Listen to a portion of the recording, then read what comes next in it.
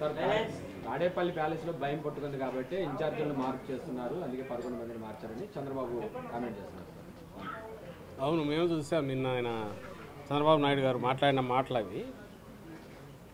ఈ జైల్లో 50-60 రోజులు ఎంతో ఉండి ఆ తర్వాత వచ్చాక బయటకు వచ్చాక తొలిసారి మీడియాతో మాట్లాడబోతున్నాడు అని వాళ్ళంతా నిన్న ఐ థింక్ మీకు ఇన్వైట్ పంపింది. ఆ తర్వాత అవి కూడా చూసాం. చూసిన తర్వాత మేము అనుకున్నది ఏంటంటే ఇంకా ఎన్నికలు రాబోతున్నాయి కదా త్వరలో, దానికి సంబంధించి తన పార్టీ గురించి ప్రజలకు ఏం చేశారు లేదా గతంలో ఏం చేశారు 14-19 మధ్య లేదా ఏం చేయాలనుకుంటున్నారు అది చెప్తాడేమో అని అనుకున్నాను. ఆయన చూస్తే మొత్తం నేను మొన్న చెప్పిందే మేము ఏదైతే చేస్తున్నామో వాటిని రోజు పెట్టుకుని చూస్తున్నట్టున్నాడు. ఏదైతే జగన్మోహన్ రెడ్డి గారు ఈ 4.5 ఏళ్ళు చేశారో దాని మీద అభూత కల్పనలతో నోటికొచ్చినట్టు వాళ్ళ మీడియాలో పచ్చ మీడియాలో రాసిన వాటిని తీసుకొని దాని మీద ఒకటి బిల్డ్ చేస్తూ వచ్చిన నెరేటివ్ ఏదైతే అభివృద్ధి కానీ సంక్షేమం కానీ బ్రహ్మాండంగా జరుగుతూ వస్తున్నాయి అనేది 5 కోట్ల మంది ప్రజలు చూస్తున్నది వాస్తవమే. 1,20,00,000 కుటుంబాలలో హౌస్ హోల్డ్స్లో 1,47,00,000 కుటుంబాలకు నేరుగా ఏదో ఒక బెనిఫిట్ అందుతున్న నేపథ్యం ఈ 4.5 ఏళ్లలో ఉంటే ఇవి ప్రతిదీ పేద ప్రజలు పూర్తి తమ హక్కు కింద అనుభవిస్తుంటే, అలాగే ప్రతి విలేజ్లో కూడా కొత్తగా కనీసం అంటే 4 కొత్త బిల్డింగులు వచ్చి విలేజ్ స్కేప్ అంటే అక్కడ ఉన్న దీని స్ట్రక్చర్ మారిపోయిన నేపథ్యంలో, అలాగే గడప గడపకు పరిపాలన అనేది కళ్ళ ముందు కనపడతా అంటే రాష్ట్రంలో 35 లక్షల ఎకరాలకు గతంలో ఎన్నడూ లేని రకంగా అసైన్డ్ ల్యాండ్స్తో సహా వివిధ రకాల రైతులకు హక్కులు లేని వాటి మీద సర్వ హక్కులు కల్పిస్తూ ఈ ప్రభుత్వం నిర్ణయం తీసుకుని అమలు చేస్తుంటే, అంటే ఆ హక్కులు ఇవ్వడం అంటే వాటి వాల్యూ పెరిగిపోయింది ఒక్కసారి. 31 లక్షల ఇంటి స్థలాలు దాని విలువ మాత్రమే 70,000 కోట్ల పైన ఉండేది. అది అక్క చెల్లెమ్మ పేరు మీద జగన్మోహన్ రెడ్డి గారు ఇచ్చిన నేపథ్యం. 20 లక్షల ఇళ్ళు పైగా కన్స్ట్రక్షన్, అందులో 5 లక్షల ఇళ్ళు ఆల్రెడీ అయిపోయాయి. ఇంకొక 5 లక్షల ఇళ్ళు జనవరికి పూర్తి చేయాలని తలపెట్టి జరుగుతుంటే, రాష్ట్రంలో ఉన్న 16,000 కోట్లతో మొత్తం నాడు నేడు కింద పాఠశాలల రూపం మొత్తం మారిపోయి ఇంగ్లీష్ మీడియం వచ్చి, బైలింగల్ టెక్స్ట్ బుక్స్ వచ్చి, డిజిటల్ క్లాస్ రూమ్స్ వచ్చి, ఒక పేదలకు అదేదో అందరి మానుపండుగా ఉన్న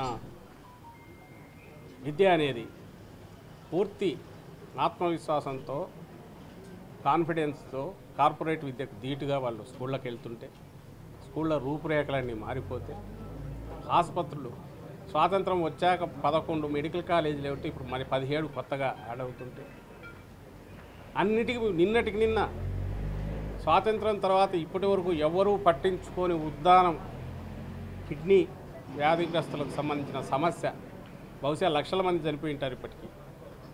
ఇంకా అదొక సోషల్ ప్రాబ్లం అయిపోయి అక్కడ పిల్లల్ని ఇచ్చేవాళ్ళు కూడా, పెళ్ళిళ్ళు చేసుకునే వాళ్ళు కూడా బయట నుంచి ఎవరు రాని పరిస్థితి ఉంది. దానికి శాశ్వతంగా పరిష్కారం 14-19 మధ్య ఈయన చంద్రబాబు ఉన్నాడు, అప్పుడేం చేయలే. ఆ రోజు ఈయన దత్తపుత్రుడు ఉద్దానం గురించి నేను క్యాంపెయిన్ అన్నాడు. ఆయన ఈరోజు ఏం నోరెత్తట్లా. దాదాపు 800 కోట్లు పెట్టి అక్కడ శాశ్వతంగా దానికి పరిష్కారం చూపి నిన్ననే దాని ప్రారంభం ముఖ్యమంత్రి జగన్మోహన్ రెడ్డి గారు చేసిన నేపథ్యం. ఆర్టీసీ అసలు ఎవరు కలుపుతారనుకొని దీన్ని మెర్జీ చేసి 50,000 కుటుంబాలకు 50,000 మందికి అట్లా ఆ రకమైన ఏదైతే వాళ్ళ చిరకాల వాంఛ ఆకాంక్ష ఉందో తీర్చిన జగన్మోహన్ రెడ్డి గారు చేసిన నేపథ్యంలో మేము వచ్చేసరికి 4 లక్షల ఉద్యోగాలంటే 2,10,000 శాశ్వత ఉద్యోగాలను మళ్ళీ సృష్టించిన నేపథ్యంలో ఇంత రికార్డు. నేను ఇంతకుముందు అన్నట్టు 1,60,00,000 కుటుంబాల్లో 1,47,00,000 కుటుంబాలు నేరుగా బెనిఫిట్ పొందుతున్న నేపథ్యం. ఈయన ఎవరికి చెప్తున్నాడు కథలు చంద్రబాబు నాయుడు? ఎక్కడ ఏమీ జరగలేదు, అభివృద్ధి జరగలేదు, ఇంకోటి లేదు అని చెప్పడానికి ఏమీ లేదు. ఎందుకంటే ప్రతి ఒక్క కుటుంబంలోనూ ఏదో ఒక రకమైన బెనిఫిట్ పొందింది. కొన్ని 14-19 మధ్య నేను ఇది చేసి ఏం చేసావో చెప్పు స్వామి, అవి చెప్పు మీరు చేసినవి. ఇదిగో నేను ఇది చేశానని ఒక్కటి చెప్పండి అంటే ఎందుకు చెప్పలేకపోతున్నాను? నేను ఇంతగా స్ట్రెస్ పెట్టి ఎందుకు అంటున్నానంటే రిమోట్ పాస్ట్ కాదు, 14-19 అందరి మస్తిష్కాల్లో ఇంకా ఫ్రెష్గా ఉంది. చంద్రబాబు నాయుడు ఏమీ చేయకపోగా రాచి రంపాన పెట్టాడని అందరికీ తెలుసు. తుఫాను కరువులు ఆయన హయాంలో వచ్చిన ప్రతి సందర్భంలోనూ అసలు ఎప్పటికి లెక్కలు తేల్చేవాళ్ళు, అసలు ఇన్పుట్ సబ్సిడీలు ఎప్పుడు ఇచ్చేవాళ్ళు, అది వచ్చేసరికి వాళ్ళ పరిస్థితి ఏమయ్యేది, లెక్కలు తీయమనండి, చెప్పమనండి ఒకసారి. ఇదిగో ఫలానా తుఫాను వచ్చినప్పుడు నేను ఇమ్మీడియట్ ఇంత పే చేశాను, ఇదిగో ఇది చూపమనండి. లేదా కరువు వచ్చినప్పుడు ఇదిగో నేను ఇంత చేశాను చెప్పమనండి. ఈ ప్రభుత్వం, జగన్మోహన్ రెడ్డి గారి ప్రభుత్వం నిన్నటికి నిన్న నేరుగా ప్రతి కలెక్టర్కు ఇమ్మీడియట్ అమౌంట్ దగ్గర పెట్టి జిల్లా కలెక్టర్ తక్షణ సాయం కావాల్సినవన్నీ అందించడం, ఇంకా కేంద్రాలకు, తుఫాను కేంద్రాలకు రాకుండా అఫెక్ట్ అయితే వాళ్ళకు కూడా 2,500 రూపాయలు అడిషనల్గా ఇచ్చి ముందు మానవత్వం ఉన్న ప్రభుత్వంగా రుజువు చేసుకోండి. మళ్ళీ నేను వచ్చేసరికి, జనంలోకి వచ్చేసరికి మా కలెక్టర్ బాగా పనిచేశారని సంపాదించుకోండి అని ఫ్రీడమ్ ఇచ్చి పనిచేయించిన ప్రభుత్వం ఇటుపక్క ఉంటే, ఈ పెద్ద మనిషి సెంటర్కి రాస్తాడు 22 లక్షల ఎకరాలు. ఏం లెక్కలే వీరకం? తలకాయ ఉండి రాసేవేనా అవి? 10,000 కోట్లు రాసి అయిందేం పోయింది? మొత్తం రబీ అంతా పోయింది. ఒక 50,000 కోట్లు ఇవ్వండి అనొచ్చు. అప్పుడు ఎవడో అన్నట్టు కొండ ఎత్తి పెట్టండి నేను మోస్తానంటే కొండ పెట్టలేడు కదా అన్నట్టు. ఇది బాధ్యతతో కూడిన రాజకీయ నాయకుడు చేసే పనేనా? అసలు 22 లక్షల ఎకరాలని ఏ బేసిస్ మీద వచ్చాడు ఈయన? నష్టం జరిగింది 10,000 కోట్లు.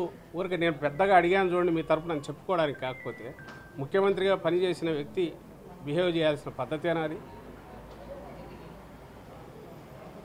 మా ప్రభుత్వం ఏం చేసింది? ఇమ్మీడియట్ రాగానే వరుసగా జరుగుతున్నాయి, ప్రకటించారు. ఇంత ట్రాన్స్పరెంట్గా పంట నష్టం అంచనాలు వేసిన తర్వాత, ఎన్యూమరేషన్ మొదలయ్యాక, సామాజిక తనిఖీకి కూడా మళ్ళీ పెడతాం రైతు భరోసా కేంద్రాల్లో అని పెడుతున్నారు. మళ్ళీ దాని తర్వాత ఎవరైనా మావి లేవని వచ్చినా, ఇంకొకటి వచ్చినా అవి యాడ్ చేస్తాము. ఇంకా ఎవరైనా మిస్ అయినా ఫైనల్ లిస్ట్ పెట్టాక కూడా మళ్ళీ నెలాఖరు వరకు టైం ఇస్తున్నాం ఇక్కడ ప్రకటిస్తే. అంటే జల్లడబెట్టి ఎక్కడన్నా మిగిలి అర్హత ఉన్న, సంక్షేమానికి అర్హత ఉన్న కుటుంబం కానీ వ్యక్తి కానీ ఉంటే వాళ్ళని తీసుకొచ్చి ఇది అందజేస్తున్నారు. అలాగే ప్రభుత్వం నుంచి ఏ సాయం అందాల్సి ఉన్నా, అది ఈ వరద బాధితులకు కానీ, తుఫాను బాధితులకు కానీ, లేదా కరువు దీనికి సంబంధించింది కానీ, దానికి సంబంధించి కూడా సోషల్ ఆడిట్ అనేది పెట్టి స్పెషల్గా కావాల్సినంత టైం ఇచ్చి క్లెయిమ్ పెట్టుకోమని మళ్ళీ చూసి కూడా ఇవి చేస్తుంటే, ఇంత ట్రాన్స్పరెంట్గా జరుగుతుంటే నీకు తప్పు పట్టడానికి ఎక్కడా అవకాశం లేక, నువ్వు 300 రోజులు పైగా హైదరాబాద్లో కూర్చున్న వ్యక్తివి, నువ్వు అసలు ఆంధ్రప్రదేశ్తో నీకు సంబంధం లేదు, గెస్ట్ లాగా వస్తావు, వచ్చా పైన తిరుగుతావు, తిరిగేసి నీ ఇష్టం వచ్చిన ఇవి పెట్టడం ఇంకోటి చేసి ఒక ఫాల్స్ ఇది క్రియేట్ చేసే ప్రయత్నం చంద్రబాబు నాయుడు చేసి దాంట్లోనే ఇంకా కొట్టుకుపోతున్నాడని నిన్న ప్రెస్ కాన్ఫరెన్స్ చూసినా అర్థమవుతుంది. ఒక్క మాటన్నా రెలవెంట్ది ఉందా ఆయన మాట్లాడిన దాంట్లో? స్టేట్కి సంబంధించి కానీ ప్రభుత్వానికి సంబంధించి కానీ ఇంకా 3 నెలల్లో వచ్చేస్తా, 3 నెలల్లో వచ్చి ఎక్కడికి వస్తారు? లేదా ప్రజామోదంతో అభ్యర్థులు ఎంపికంటారు. అసలు ప్రజామోదం నీకే లేదు.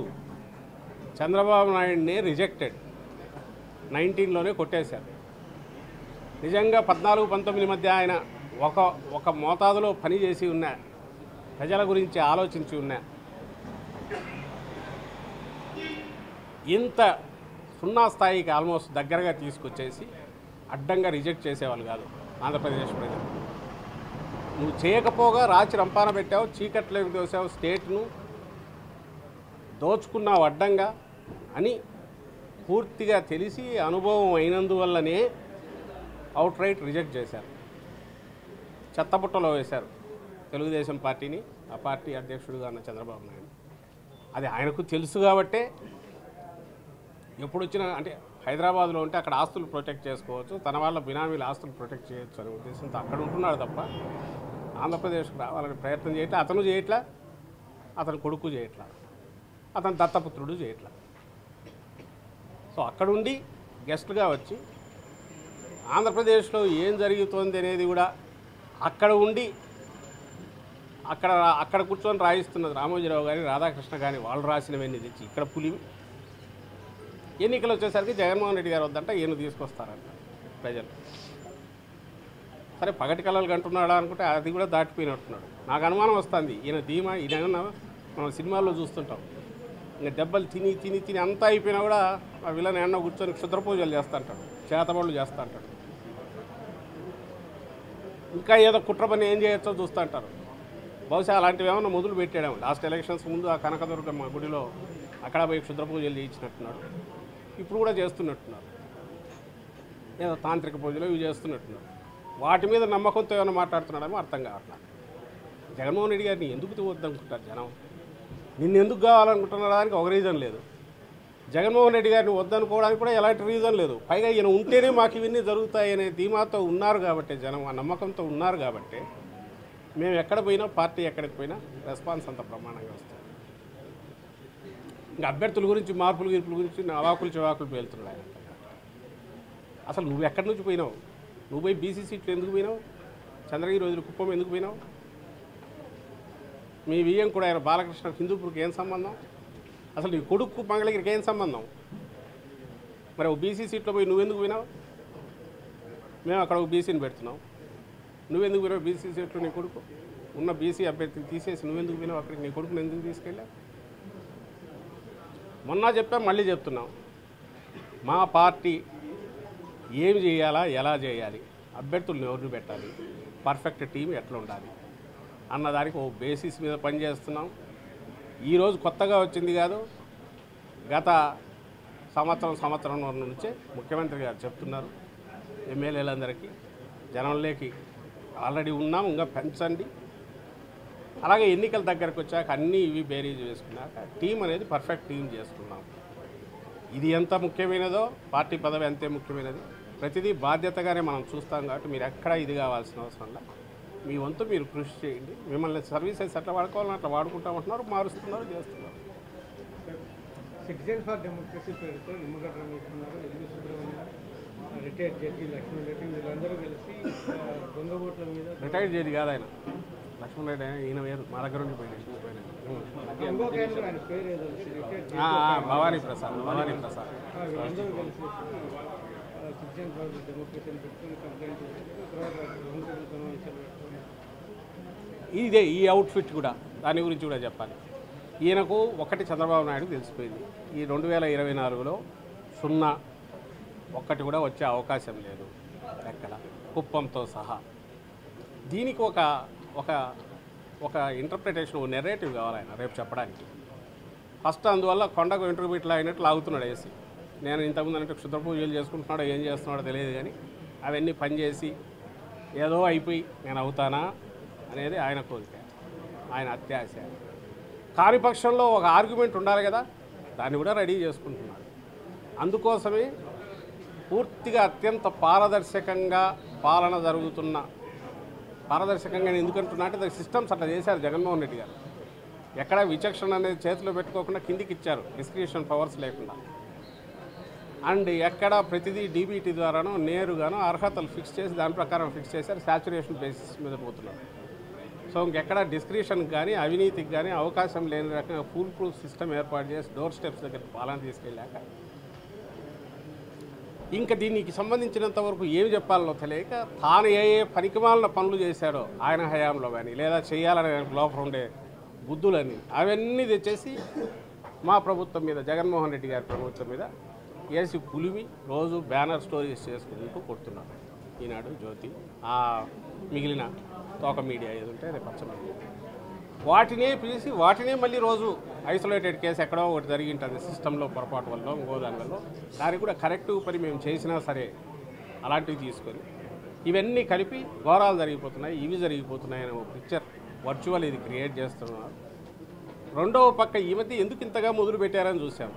ఒక పక్క నిన్ననే మా ఎంపీలు వెళ్ళి, పార్టీ ఎంపీలు సిఈసి కూడా రిప్రజెంటేటివ్ సబ్మిట్ చేశారు. మీడియాకు మీకు వచ్చి ఉంటుంది, మీరు గమనించి ఉంటారు.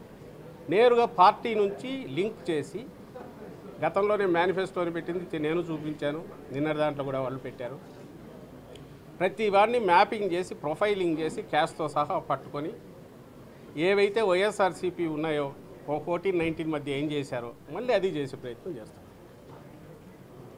ఒక పక్క వాళ్ళది చేస్తూ, అలాగే వాళ్ళు ఎవరో నిన్న కూడా అది బయటకు వచ్చింది, కోనేరు సురేష్ అని ఒక వ్యక్తి ఎవరినో పెట్టుకున్నారు, అతను లక్షలు తీసుకెళ్ళి పడేస్తున్నాడు, డంప్ చేస్తున్నాడు ఈసీ వాళ్ళ మీద.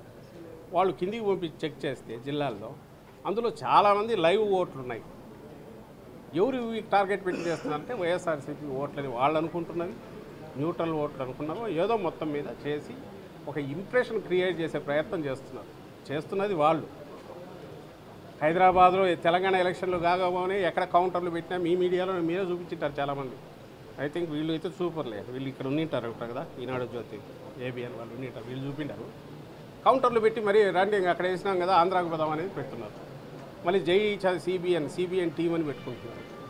బరి తెగించి తెలంగాణలో అయిపోయి 4 నెలల్లో ఇక్కడ వస్తుండగా అక్కడ ఇంకా పదాన్ని మనం అక్కడ వేస్తామని కౌంటర్లు పెట్టి ఓటర్లను తీసుకొచ్చి ఇక్కడ రిజిస్ట్రేషన్ చేయించే ప్రక్రియ ఒకటి మూడు.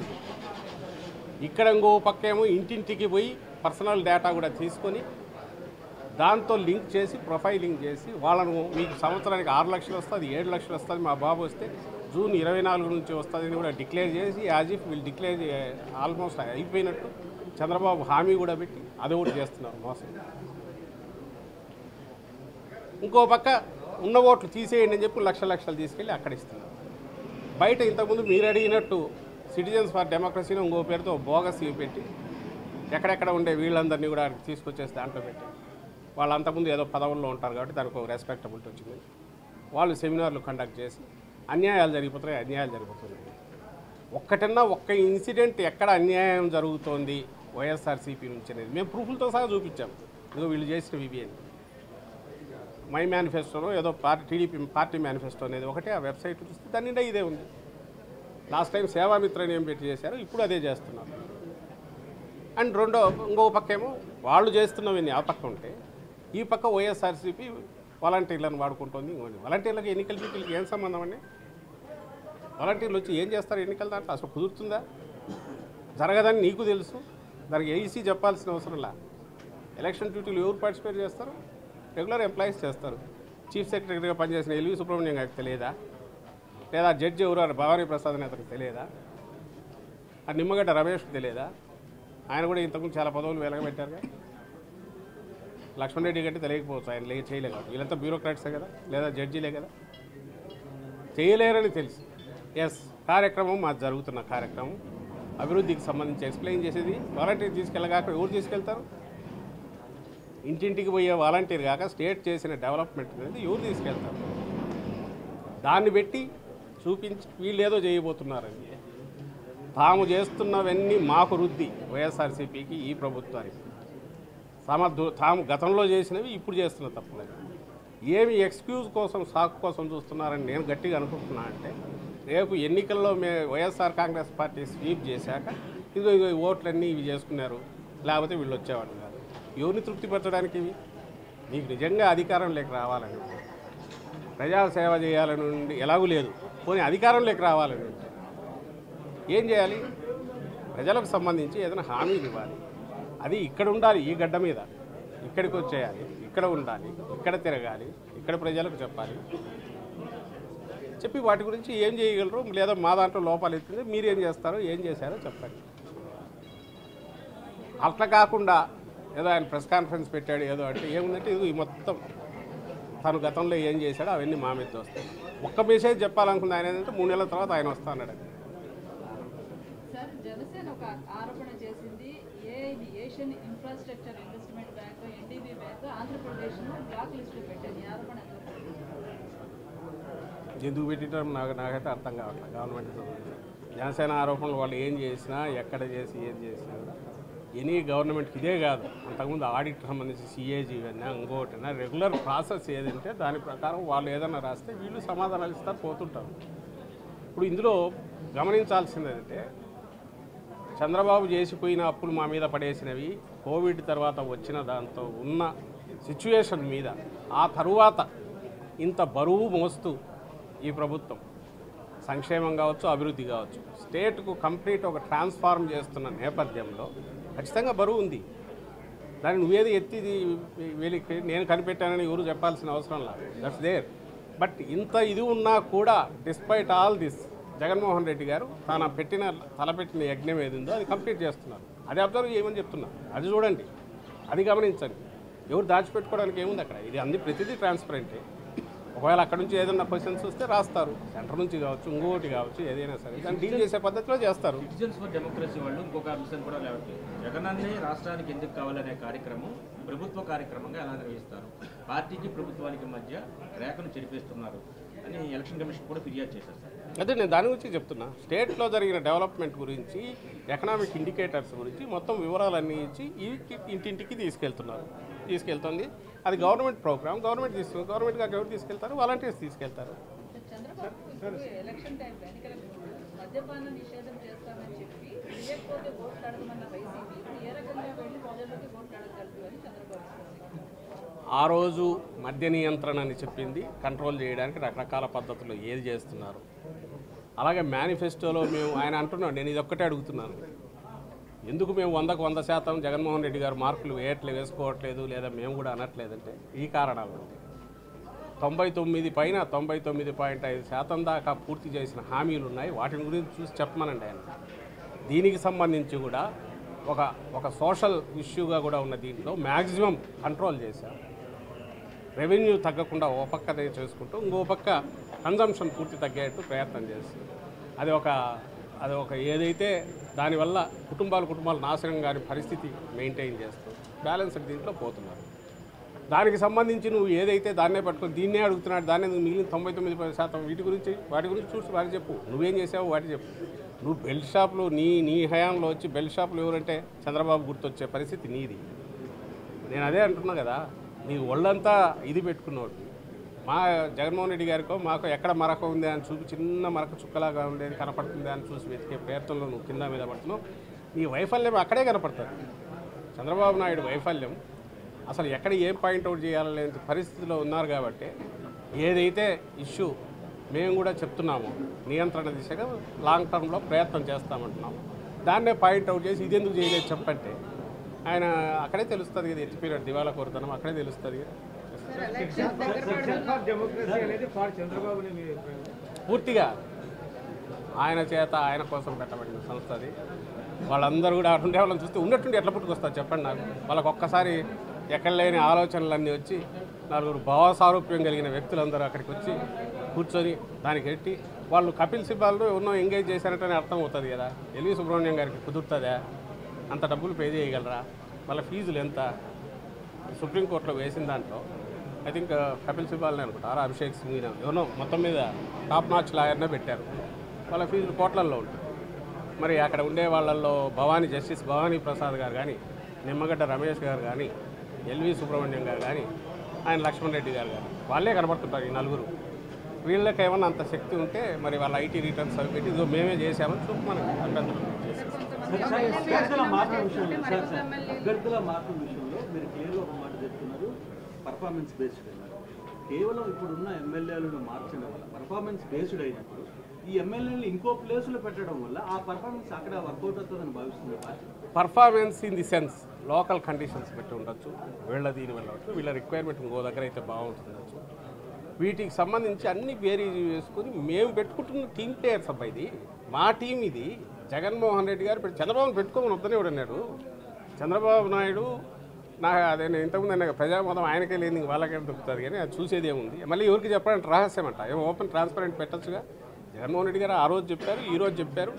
ఎక్కడన్నా అవకాశం ఇచ్చిన చోట వేరే చోట అడ్జస్ట్ చేస్తాం లేదా పార్టీలో వాడుకుంటామన్నాక అంతా అయ్యాక 175 మందిని వైఎస్ఆర్ కాంగ్రెస్ పార్టీ చాలా ధీమాతో ఆత్మవిశ్వాసంతో పెట్టిందా, తడబడుతూ పెట్టిందా, కింద మీద పడి డెస్పరేట్గా పెట్టిందా అనేది మీరే చూస్తుంటారు. మేము అనుకోవడం అయితే కూల్గా చేస్తున్నాం, దాని క్యాలిక్యులేషన్స్ వీలైనంత చేస్తున్నాము. ఇంటర్నల్ డిస్కషన్స్ జరుగుతూనే ఉంటాయి. ఓవర్ నైట్ చేసింది కాదు, హఠాత్తుగా ఏదో లేచి ఏదో చేయాలని చేసింది కాదు. ఓవర్ ది పీరియడ్ జరుగుతూ వస్తున్నాయి. వీటిలో చేంజెస్ ఉంటాయి, మళ్ళీ ఇది అవుతాయి. ఆఖరికి వచ్చేసరికి ఒక టీం వస్తుంది. అటువైపు ప్రజలకు ఇవ్వాల్సింది ఏంది? మేమైనా తెలుగుదేశం పార్టీ అయినా ఇక్కడ అల్టిమేట్ నేను ఆయన అనడము చంద్రబాబు నాయుడు లేకుంటే ఆయన కింద ఉండే వాళ్ళ మమ్మల్ని అనడమో కాదు. మేము అడ్రస్ చేసినా, తెలుగుదేశం పార్టీ అడ్రస్ చేసినా, చంద్రబాబు నాయుడు గారు చేసినా, మేము చేసినా ప్రజలకు అర్థం కావడానికి మా వాదన మేము వినిపిస్తున్నాం, ఆయన వాదన ఆయన వినిపిస్తున్నాం. మాకు తెలిసి ప్రజలకు సంబంధించిన వరకు వైఎస్ఆర్సీపీ చాలా నిబ్బరంగా ధీమాతో ఆత్మవిశ్వాసంతో అడుగులు వేస్తున్నట్టు కనపడుతుందని మేము అనుకుంటున్నాం. రేపు పర్ఫెక్ట్గా టీంని దించుతాం. నువ్వు దించు, నువ్వు పెట్టు, వాళ్ళనే పెట్టుకోవద్దనిలా. లాస్ట్ 175 మంది ఉంటే వాళ్ళు నీ దగ్గర పెట్టుకో. ఆ 175లో ముందు నీ దత్తపుతోటికి ఎన్ని ఇస్తున్నావు చెప్పు. సార్ ఇంకొక ప్రకటన సార్,